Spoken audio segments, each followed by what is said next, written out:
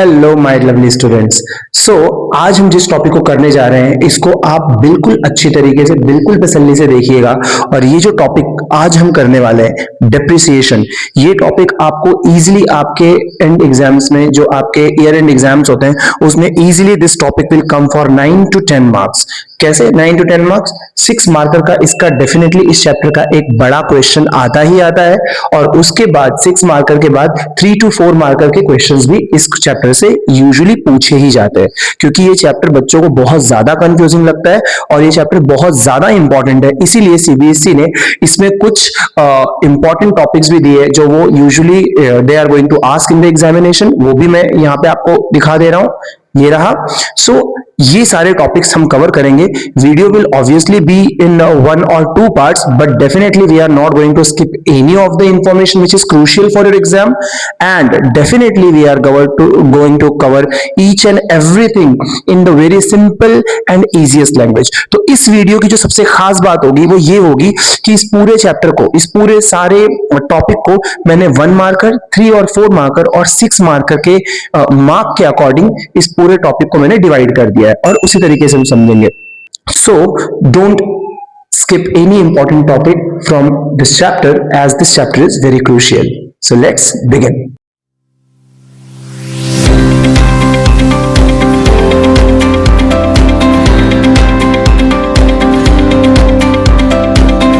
So first thing is what is depreciation. तो देखिए, सबसे पहले जब आप कोई भी बिजनेस स्टार्ट करते हैं, जब हम कोई भी बिजनेस स्टार्ट करने जा रहे हैं, तो हमने ऑब्वियसली उसके लिए फर्नीचर्स खरीदे, सब machineries we purchased and we purchase so many fixed assets. ठीक है, फिक्स्ड एसेट्स खरीदे। अब वो फिक्स्ड एसेट टेंजिबल भी हो सकती है, जिसे हम टच कर सकते हैं, फील कर सकते हैं, और वो इनटेंजिबल भी हो सकती है, जैसे कि गुडविल होती है, रॉयल्टी होती है, पेटेंट है, कॉपीराइट है। There are so many assets that we need for our business obviously. और आपको पता है कि अगर हम एक छोटा सा मोबाइल फोन भी खरीद के लाते हैं और अगर एक बार हमने उसके पैकेट को खोल दिया तो उसका प्राइस उतना नहीं रह जाता जितना कि वो पैकेट के बंद होने के पहले था, परचेज करने के पहले था। सो स्टूडेंट, जैसे ही आपने उस पैकेट को ओपन किया, उसके ऊपर क्या लग गया? उसकी वैल्यू रिड्यूस हो गई। उसके ऊपर क्या चार्ज हो गया? डेप्रिसिएशन चार्ज हो गया। So basically the first question which is asked, usually asked for 1 marker, what is depreciation? So students, depreciation is, it is the reduction in the value of the assets. किसी भी asset की value में जो भी reduction आता है, किस वजह से रिडक्शन आता है? Due to wear and tear. यानी जैसे जैसे टाइम पास होता है, जैसे जैसे धीरे धीरे समय बीतता है, उस एसेट की वैल्यू रिड्यूस होती है, obviously because of the usage, because of the time passage, because of the new technologies that come into the market. So depreciation is the reduction in the value of the asset because of its uses. अब आप उसको use नहीं भी करें, पर अगर 10 साल तक संभाल के रख देंगे तो उस एसेट की वैल्यू ऑब्वियसली उतनी नहीं रह जाएगी।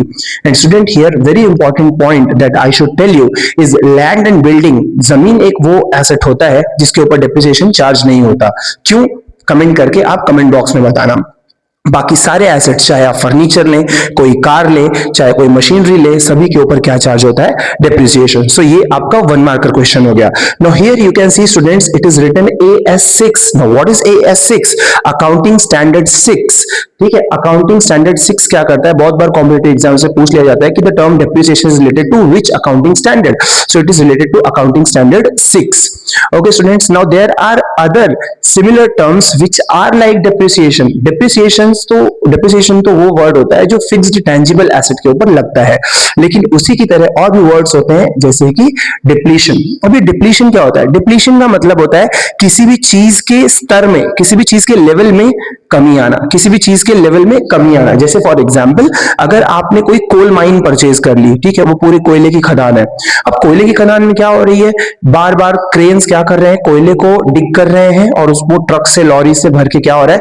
जा रहा है। सो ऑब्वियसली जब उस बिजनेसमैन ने उस कोल माइन को परचेज किया होगा तब उसकी वैल्यू बहुत ज्यादा होगी। और ड्यू टू कंटिन्यूअस डिगिंग उसमें से कोयले निकल रहे हैं, ऐसी तरीके से गोल्ड की माइंस होती हैं, इसी तरीके से different different valuable chemical mines होती है, बहुत सारी माइंस होती हैं।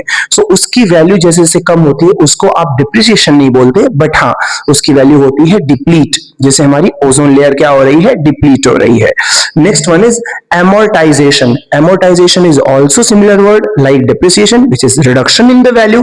लेकिन ये किस चीज के लिए यूज होती है, ये यूज होती है स्टूडेंट्स इंटेंजिबल एसेट्स के लिए यूज होती है। किस चीज के लिए यूज होती है, इंटेंजिबल एसेट्स के लिए यूज होती है। हमारे बिजनेस के अंदर कौन से इंटेंजिबल एसेट्स होते हैं, सबसे पहला वाला तो आप डेफिनेटली बहुत अच्छे तरीके से जानते होंगे, goodwill, which is reputation of the business.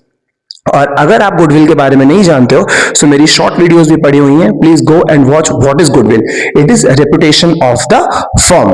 ये भी क्या होती रहती है, अगर आपने बिजनेस अच्छा नहीं किया और किसी ने गुडविल को परचेज किया तो वो टाइम के साथ रिड्यूस होने लगती है।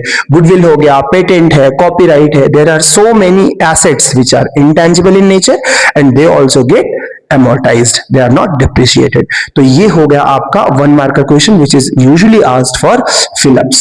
नेक्स्ट अब हम देखेंगे डिप्रिसिएशन के कॉजेस क्या होते हैं, कारण क्या होते हैं, किन चीजों की वजह से डिप्रिसिएशन चार्ज करना जरूरी होता है, and what are the factors which affect the term depreciation. Okay, so सबसे पहला कॉज है पासेज ऑफ टाइम। ऑब्वियसली आपने कोई एसेट परचेज किया, ठीक है, उस एसेट को परचेज करने के बाद आप 5 इयर्स या 10 इयर्स रुक गए, ठीक है। मैं यहाँ पे एग्जांपल देता हूँ आपको आईफोन का। अगर मान लो आज मैंने आईफोन 17 खरीदा और अगले साल कोई नया आईफोन 18 आ गया या 19 आ गया या 20 आ गया, सो मेरा जो आईफोन है उसकी वैल्यू क्या होगी, जैसे आज से बहुत साल पहले जिन लोगों ने आईफोन 5 खरीदा था उसकी वैल्यू ऑब्वियसली बहुत ज्यादा थी, पर आज आईफोन 5 की वैल्यू क्या है, because of the passage of time। and this term is also cleared here, obsolescence। what is obsolescence? obsolescence हमेशा टेक्नोलॉजी के साथ होता है। किसके साथ होता है, टेक्नोलॉजी के साथ होता है, यानी जो भी टेक्नोलॉजिकल आइटम्स होते हैं उसमें कंटिन्यूअस अपडेशन आता रहता है। अब उस अपडेशन की वजह से आपने जो भी डिवाइस खरीदा है वो पुराना हो गया, तो अगर वो पुराना हो गया तो उसकी वैल्यू कम हो गई, उसको बोलते हैं obsolescence. So passage of time, okay. Expiration of legal rights, किसी ने आपको अपने सॉन्ग के या किसी भी चीज के प्रोडक्शन के लिए रॉयल्टी आपको 5 इयर्स या 10 इयर्स के लिए दिया, ठीक है। सो जैसे जैसे एक एक साल बीतता जाएगा आपके लीगल राइट्स जो है वो उसके ऊपर क्या होते जाएंगे, खत्म हो जाएंगे। So these terms, legal right terms are related to the patent, copyright, royalty etcetera. जैसे जैसे टाइम बीतेगा आपका उस चीज के ऊपर हक, उसके ऊपर जो लीगल राइट्स है वो कम होता जाएगा, उसे भी डेप्रिसिएशन की तरह ट्रीट किया जाता है। So next is abnormal factor. बहुत बार क्या होता है, आप मशीनरी परचेज करके लाए, मशीनरी चल रही थी, ठीक है, 1 साल बीता, 2 साल बीता और सडनली एक अर्थक्वेक आ गया। अर्थक्वेक में क्या हुआ, आपकी वो मशीन गिर गई और गिरने की वजह से वो मशीन डिस्ट्रॉय हो गई, फर्नीचर डिस्ट्रॉय हो गया या कोई पेंटिंग है जो डिस्ट्रॉय हो गई। सो अब ये क्या हो गया, अब नॉर्मल फैक्टर के वजह से reduction in the value of the asset हो गया। अगली मोस्ट इंपॉर्टेंट चीज जो tax purpose and true financial position. Okay students, so show the true financial position of the business, the value of the asset should always be depreciated। आपने आज के 10 साल पहले जो फर्नीचर खरीदा था 1 लाख रुपीस का, क्या वो 10 साल के बाद भी 1 लाख रुपीस में मार्केट में बिक जाएगा, नहीं बिकेगा।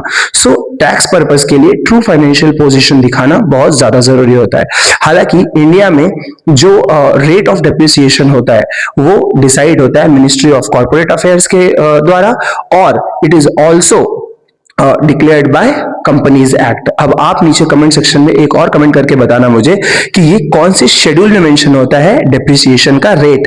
तो क्या हमारा चार्टर्ड अकाउंटेंट अपने मन से डेप्रिसिएशन लगा सकता है, नहीं, it is mention somewhere. Now you have to give me ministry of corporate affairs और कंपनीज एक्ट के कौन से शेड्यूल में ये चीज दी हुई है, डेप्रिसिएशन का रेट दिया हुआ है।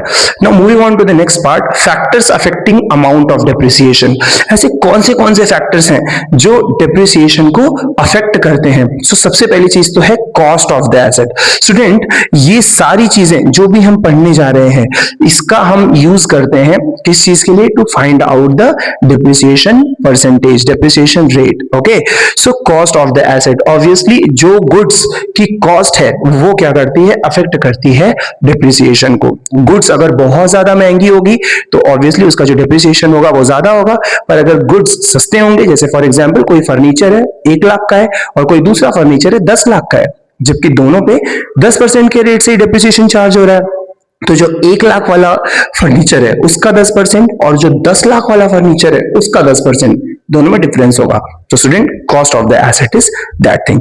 Next is net residual value. What is net residual value? Residual value का मतलब होता है लास्ट में बचा हुआ कॉस्ट, जिसको हम सैल्वेज वैल्यू को माइनस करने के बाद फाइंड आउट करते हैं। मैंने कोई मशीन परचेज किया, उस मशीन में मैंने एक अनुमान लगाया, दैट इज माय एस्टिमेशन, कि मशीन शायद 10 साल तक तो पक्का चलेगी, ठीक है। और मेरे चार्टर्ड अकाउंटेंट ने पूछा, ठीक है सर 10 साल तक तो चलेगी, पर 10 साल के बाद अगर आप इसको सेल करने जाएंगे तो ये कितने में बिकेगी? तो मैंने बोला ओके, ये 1 लाख की मशीन है और 10 साल के बाद में अगर सेल करूंगा तो ये मुझे तकरीबन 5,000 रुपए दे देगी। Okay, what is that 5,000 rupees? It is my scrap value that I am selling it. So net residual value, यानी कि जो वैल्यू मेरी बच गई, यानी नेट रेसिडुअल वैल्यू क्या होता है? The value which is left over after the useful life of the asset. पूरी लाइफ बीतने के बाद मशीनरी की जो भी वैल्यू उसकी बच जाती है उसको बोलते हैं net residual value. Next is depreciable cost. Student, ये बहुत इंपॉर्टेंट टर्म है, डेप्रिशिएबल कॉस्ट। अभी अभी मैंने आपको बताया कि 1 लाख की जो मशीनरी है उसकी लास्ट में वैल्यू कितनी बच गई? 5,000 बच गई, तो उसकी वैल्यू कितनी कम हो गई? 95,000। सो स्टूडेंट, ये जो 95,000 है ये आपका डिप्रिशिएबल कॉस्ट है, यानी आपने परचेज कितने में किया? 1 लाख रुपीज में परचेज किया, पर 10 साल में उस मशीन की जो कॉस्ट थी वो कितनी डिप्रिशिएट हो गई? 95,000 रुपीज डिप्रिशिएट हो गई। आई होप आपको ये सारी चीजें समझ में आएंगी। And last one is estimated useful life. ये एस्टिमेटेड वर्ड लगाना बहुत जरूरी है इसके आगे। क्यों? क्योंकि ये एक एस्टिमेशन ही होता है, एक अनुमान ही होता है। स्टूडेंट, हमारे इस दुनिया में कोई भी, भगवान के सिवाय, मैं भगवान की बात नहीं कर रहा हूं, कोई भी किसी भी चीज का एग्जैक्ट टाइम नहीं बता सकता। सो हमने अगर कोई मशीनरी परचेज की है, कैन यू से it will run only for 9 years and 15 months or 20 months? No. So you can only give an estimation for the useful life. तो वो मशीन जितना ज्यादा समय तक यूजफुल है, हमारा रेट ऑफ डेप्रिसिएशन क्या हो जाएगा? उतना कम हो जाएगा। और जितना कम टाइम के लिए वो यूजफुल होगी, उसका रेट ऑफ डेप्रिसिएशन क्या हो जाएगा? उतना बढ़ जाएगा। फॉर एग्जाम्पल, अगर कोई मशीनरी 10 साल के लिए वैल्यूएबल है और कोई मशीनरी बी 5 साल के लिए वैल्यूएबल है, तो जो डेप्रिसिएशन मशीनरी बी पे लग रहा है 5 साल वाली पे, वो ज्यादा होगा, और जो 10 साल वाली पे लग रहा है वो कम होगा। ओके स्टूडेंट, सो एस्टिमेटेड यूजफुल लाइफ, ये सारी चीजें हैं जो अफेक्ट करती हैं हमारे डिप्रिसिएशन के फैक्टर को। कॉस्ट, उसकी बची हुई वैल्यू, उसका पूरे लाइफ टाइम में डिप्रिशिएबल कॉस्ट, और एस्टिमेटेड यूजफुल लाइफ किसी भी मशीनरी की। Now we are moving on to the very important next topic. Students, please बने रहिए, इस वीडियो को लास्ट तक देखिएगा। हो सकता है इसके 2 या 3 पार्ट बन जाए, पर हम सारे क्रूशियल इंपॉर्टेंट टर्म्स को और टॉपिक्स को जरूर कवर अप करेंगे। Now students, moving on to the next important topic which you cannot skip is methods of charging depreciation. So students, again it is very important topic. Please इस topic को skip मत कीजिएगा, पूरा देखिएगा, as it is a 4 marker question which is asked what are the methods of charging depreciation, and sometimes इसके formula भी पूछ लिए जाते हैं जो मैंने लिखा है, and also advantages and disadvantages, advantages and limitations are also asked for 4 markers. So 3 to 4 marker question के लिए ये जो टॉपिक अब हम करने वाले हैं इस वाले सेगमेंट में, ये बहुत इंपॉर्टेंट है। और जो हम इस वीडियो के सेकंड वाले पार्ट में टॉपिक्स को कवर करेंगे वो कोर अकाउंटिंग कॉन्सेप्ट्स होंगे, like what are the methods of recording the depreciation. So method of charging depreciation भी 2 होते हैं और मेथड ऑफ रिकॉर्डिंग डेप्रिसिएशन भी 2 होते हैं, तो उनको हम अच्छी तरीके से समझेंगे। स्टूडेंट, प्लीज इस वीडियो को लास्ट तक देखिएगा, और अगर आपको ये यूजफुल लगे so please subscribe to this channel, as all these videos will be very useful to you for your examination. So students, straight line method, what is the method of charging depreciation? सबसे पहले तो पूछा जाता है straight line method, जैसा कि इसके नाम से ही पता चल रहा है straight line। अब इसका नाम straight line क्यों पड़ा? क्योंकि स्टूडेंट अगर आप इसको ग्राफ पे बनाओगे और यहाँ पे आप यहाँ पे अगर हम नंबर ऑफ ईयर्स लेंगे, नंबर ऑफ ईयर्स, और यहाँ पे अगर हम डेप्रिसिएशन का अमाउंट लेंगे, तो फर्स्ट ईयर भी 4,000, सेकेंड ईयर भी 4,000, थर्ड ईयर भी 4,000, फिफ्थ ईयर भी 4,000, यानी there will be a straight line which is parallel to x axis. That is why it is called as the straight line method. तो student इसलिए इसका नाम straight line method पड़ा है। अब इसको फाइंड आउट कैसे किया जाता है, इसमें सबसे पहले तो आप कॉस्ट ऑफ द मशीनरी को लिया जाता है, यानी आपकी मशीनरी की जो भी कॉस्ट है। अब स्टूडेंट यहाँ पे एक इंपॉर्टेंट चीज मैं आपको बताना चाहूंगा। For example, if suppose the price of the machinery is 1 lakh rupees और आपने कूली चार्जेस पे कर दिए उस 1 लाख की मशीन को, या ट्रांसपोर्टेशन चार्जेस पे कर दिए उस मशीन को पॉइंट ए से पॉइंट बी तक लाने के लिए, so that will also be added into this cost of the asset. For example, if the value of the machinery is 1 lakh और उसका ट्रांसपोर्टेशन का जो चार्जेस हो गया वो 5000 हो गया, so what is the value of the machinery, what is the cost of that machinery, 1,05,000। So students, cost is equals to जो उसकी एक्चुअल उसका प्राइस है वो, और प्लस उसके ऊपर आपने जो भी ओवरहेड एक्सपेंसेस किए हैं वो, तो सारे को मिला के आपका कॉस्ट हो जाता है, minus estimated residual value. Residual value यानी कि उसमें से आपको क्या माइनस करना है। फॉर एग्जांपल, अगर उस 1 लाख की मशीन का, हम यहाँ पे ट्रेवलिंग कॉस्ट को अज्यूम नहीं कर रहे हैं, सारा कुछ लेके 1 लाख का कॉस्ट हुआ। सो अगर स्टूडेंट 1 लाख की आपकी मशीन हुई, ओके 1 लाख की मशीन हुई और उसका 10 साल के बाद, ओके 10 साल के बाद हमें 10,000 रुपीज मिलने वाले हैं, 10,000 रुपीज हमको मिलने वाले हैं एज अ स्क्रैप वैल्यू। तो उस 10,000 रुपीज को हम माइनस कर देंगे। यहाँ पे क्यों माइनस हो रहा है student, because it is we are calculating the depreciation. So वो उसका पार्ट नहीं होगा क्योंकि वो तो पैसा आपको मिल ही जाएगा। सो 1 lakh minus estimated residual value upon estimated useful life, जो जैसा कि मैंने अभी आपको भी बताया कि ये जो हमारी मशीनरी है इसकी एस्टिमेटेड यूजफुल लाइफ क्या हो सकती है, 10 ईयर्स। सो 1 लाख माइनस 10,000 अपॉन अपॉन 10, यानी कि हमारा जो 90,000 आंसर आएगा, 90,000 अपॉन 10। सो अब यहां पे आंसर क्या आ जाएगा हमारा, 9,000। That means what is the per annum, what is the sorry yes, what is per annum depreciation rate, it is 9,000 rupees student। और ये 10 साल तक 9,000 9,000 9,000 चार्ज होते रहेगा, which will be 90,000। ओके 90,000 होने के बाद आपके एसेट की वैल्यू 10,000 लास्ट में बचेगी, जो कि आपको स्क्रैप से मिल जाएगा और आपकी 1 लाख की मशीनरी की वैल्यू पूरी हो जाएगी। Now moving on to the advantages of it student, I hope it is visible to you. So what is the advantages, it is very simple, very easy to calculate. जो भी machinery की cost है उसमें से scrap value minus करके आप number of years कितनी चलने वाली है उससे डिवाइड कर दीजिए, and it is put to the maximum efficiency, यानी कि ये वैल्यू तब तक चार्ज होती है जब तक कि आपकी मशीनरी की वैल्यू जीरो नहीं हो जा रही है, यानी कि लास्ट में पूरा 90,000 आपका डेप्रिसिएशन चार्ज हो रहा है और 10,000 रुपीज आपको एज अ स्क्रैप वैल्यू मिल जा रही है, यानी कुछ भी part of the machinery waste नहीं हो रहा है, पूरा का पूरा अमाउंट क्या हो रहा है, मैक्सिमम एफिशिएंसी में यूज हो रहा है। सो हम कॉमर्स और बिजनेस स्टडीज में ये देखते हैं ऑप्टिमम यूटिलाइजेशन ऑफ रिसोर्सेज, उस पॉइंट ऑफ व्यू से स्ट्रेट लाइन बहुत इंपॉर्टेंट है। But student in practical life it is not used और उसको एज अ डिसएडवांटेज देखा जाता है, वो भी मैं आपको बताऊंगा। सो सबसे पहले मूव करते हैं थर्ड वाले एडवांटेज पे, which is same amount is charged for every year. हर साल सेम अमाउंट चार्ज होता है, हर साल इक्वली अमाउंट, जैसे 9,000 आ गया तो वो 9,000 9,000 9,000 ही आपका चार्ज होता रहेगा। So next is useful life can not be predicted accurately. So students, इसका मतलब क्या होता है कि स्ट्रेट लाइन मेथड उस एसेट के लिए यूजफुल होता है जिसकी की यूजफुल लाइफ को आप प्रेडिक्ट नहीं कर सकते हो, एंड ऑब्वियसली कोई भी ऐसा एसेट नहीं है जिसकी की यूजफुल लाइफ को हम एक्यूरेटली प्रेडिक्ट कर सकते हैं। सो स्टूडेंट, ये इसके एडवांटेजेस हो गए कि ये सिंपल होता है, मैक्सिमम एफिशिएंसी यानी पूरी जीरो कॉस्ट तक इसकी वैल्यू को वो कैलकुलेट करता है, सेम अमाउंट हर साल चार्ज होती है और ऐसे एसेट्स के लिए यूज होता है जिसकी की actual life can not be predicted.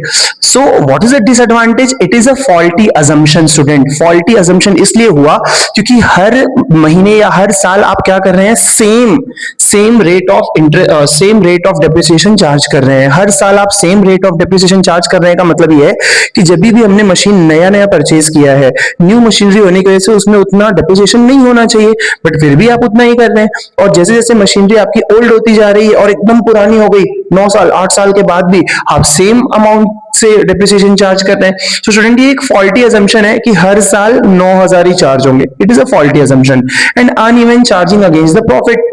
यानी फर्स्ट ईयर भी आपने प्रॉफिट में से 9,000 कम किया, सेकेंड ईयर भी 9,000 कम किया, थर्ड ईयर भी 9,000 कम किया, बट जब एक्चुअल में लास्ट में आपकी मशीन पुरानी हो जाएगी और वो बहुत ज्यादा काम निकालेगी, बहुत ज्यादा रिपेयर मांगेगी, तभी भी अगर वो कॉस्ट 10,000 20,000 भी जाए रिपेयर करवाने का, फिर भी आप सिर्फ कितना प्रॉफिट से चार्ज कर सकते हो, 9,000 ही कर सकते हो, because it is a straight line. So ये इसका बहुत बड़ा डिसएडवांटेज बन जाता है स्टूडेंट। आई होप आपको ये समझ में आया होगा। तो moving on to the next method which is written down value. Written down value का मतलब क्या होता है, which is also known as reducing balance method. यानी कि फर्स्ट ईयर आपने जो 9,000 रुपीज चार्ज किए हैं वो 9,000 माइनस हो जाएंगे, फिर जो मशीनरी की वैल्यू बचेगी उसके ऊपर 10% निकाला जाएगा, फिर जो वैल्यू आएगी उसके ऊपर 10% निकाला जाएगा। दैट मींस फॉर एग्जांपल यहाँ पे हम देखते हैं कि अगर आपकी मशीनरी की वैल्यू 1 लाख रुपीज है, ओके स्टूडेंट, 1 लाख रुपीज है और 10% के रेट से WDV मेथड से चार्ज हो रहा है, it is called as WDV method also. 10% यानी 1 लाख का 10% कितना हो गया स्टूडेंट, तो 1 लाख का 10% हो गया हमारा 10,000 रुपीज, ओके स्टूडेंट। सो यानी कि नेक्स्ट ईयर हमारी मशीनरी की वैल्यू कितनी बच गई, 90,000। अब अगले साल जो रेट ऑफ डेप्रिसिएशन चार्ज होगा वो 90,000 का 10% होगा, विच इज 9,000। आप देख रहे हैं, तो इसका सबसे बड़ा डिसएडवांटेज क्या था, that uneven charging against the profit. Starting to last year तक same rate of depreciation charge हो रहा था, बट यहाँ पे पहले साल में 10,000, दूसरे साल में 9,000, फिर तीसरे साल में 8,000, फिर कुछ कम होके 6,000 5,000 ऐसे ऐसे कम होता रहेगा। इसका ये मतलब हुआ कि पहले साल में तो आपकी मशीनरी पे उतना डेप्रिसिएशन चार्ज नहीं होना चाहिए, फिर भी आपने प्रॉफिट में से उतने पैसे को कम कर लिया, यानी अब इस पैसे को आप संभाल के रखोगे for the future. That means as we know that principle of conservatism says कि प्रिपेयर हो जाइए फ्यूचर के लिए, क्योंकि फ्यूचर में आपको ये मशीनरी वापस से परचेज करनी पड़ेगी। सो इस वैल्यू को हम क्या करेंगे, कम कम कम कम करते हुए जाएंगे। So student, it is a realistic assumption. Next is equal burden over time, यानी कि स्टार्टिंग में हमने जो एक्स्ट्रा पैसे चार्ज कर लिए इसकी जरूरत थी नहीं, बट जितना भी मशीनरी ने हमारे एक्स्ट्रा पैसा दे दिया, 10,000 का आपने जो डेप्रिसिएशन चार्ज कर लिया, अगर इसकी जरूरत नहीं पड़ी आप इसको संभाल के रख दीजिए, फ्यूचर में जरूरत पड़ेगी। And income tax department also accepts this method, student. If your business is registered under GST, if your business is following income tax rule, if you are paying income tax over your business, so income tax also understands and income tax also accepts this method and not this method, student. Next is large part is reduced in the beginning. जैसा मैंने आपको बताया, जब machinery नई नई है तो इसको एडवांटेज में क्यों डाला, एडवांटेज में इसलिए डाला क्योंकि जब मशीनरी नई नई है तभी आपने उसके ऊपर 10,000 चार्ज कर दिए, जिसकी की चार्ज करने की जरूरत थी नहीं, और आपने इस 10,000 को प्रोविजन यानी कि रिजर्व करके रख लिया फ्यूचर में नई मशीन पर परचेज करने के लिए।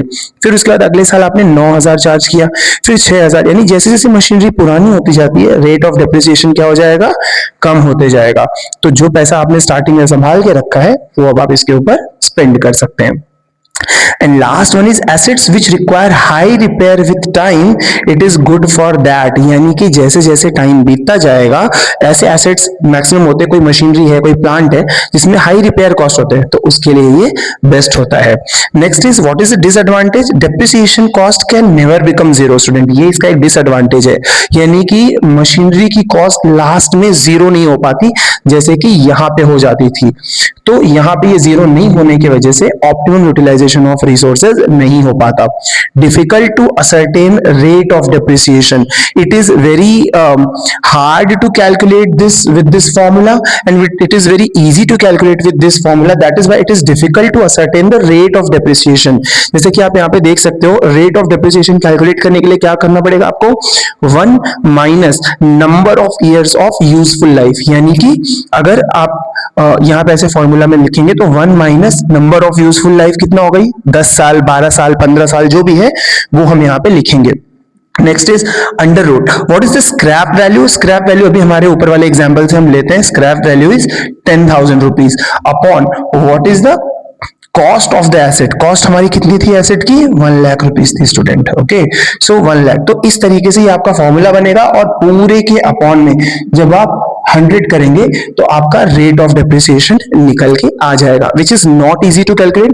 बट स्टूडेंट यहाँ पे आपको डरने की जरूरत नहीं है, this is not asked in the examination, only formula is asked और उसके इलेबोरेशन को पूछा जाता है कि आर क्या रिप्रेजेंट करता है, एन क्या रिप्रेजेंट करता है। So this question students is asked for 3 और 4 marker in your final exams and in competitive exams also these formulas are asked. अब इस वीडियो का जो हम नेक्स्ट पार्ट बनाएंगे उसमें मैं आपको बताऊंगा कि what are the methods through which you record the depreciation, यानी कि depreciation को बुक्स में रिकॉर्ड करने के लिए क्या जर्नल एंट्रीज होती है, किस तरीके से इसको रिकॉर्ड किया जाता है और उसके लिए कौन से लेक्चर पे कौन सा इफेक्ट जाता है, एसेट डिस्पोजल अकाउंट क्या होता है, वो हम इस वीडियो के सेकंड पार्ट में लेके आएंगे। स्टूडेंट्स, अगर आपको ये यूजफुल लगा please like share and subscribe करना नहीं भूलना, क्योंकि ये पूरा कोर्स अब ऐसे ही चलता जाएगा which will be very useful for your 11th class.